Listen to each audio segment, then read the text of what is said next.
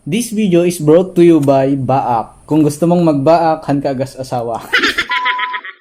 Okay, may napanood ako sa TikTok.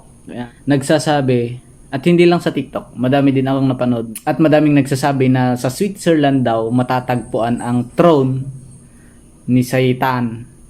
Sa Switzerland daw matatagpuan ang trono ni Satanas.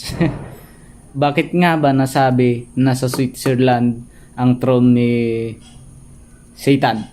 Yan. By the way, sa Revelation chapter 2 verse 13, sabi niya doon sa NIV ko binasa kasi mas mahirap intindihin sa sa KJV, sa King James version.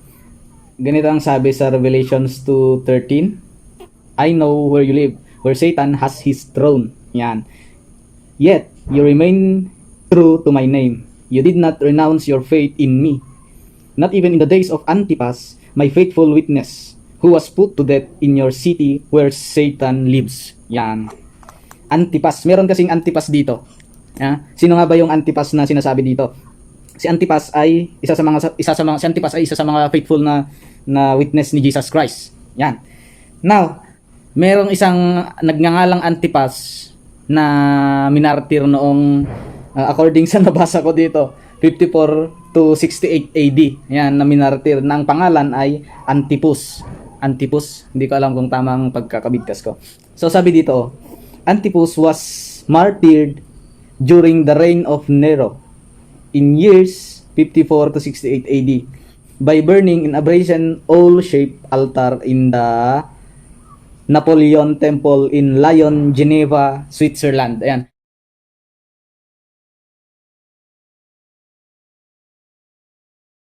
To make the story short, si Antipus na minarder sa Switzerland, yun din yung sinasabi nila na Antipus na nabanggit sa Revelation chapter 2 verse 13. Yan. Yun ang sinasabi nila. At hindi lang yun. Isa pa sa mga tinitingnan ng madami sa Switzerland ay like sa binuo nilang organization na ang pangalan ay CERN. Yan. So pag tinignan mo yung logo ng CERN ay pabilog siya.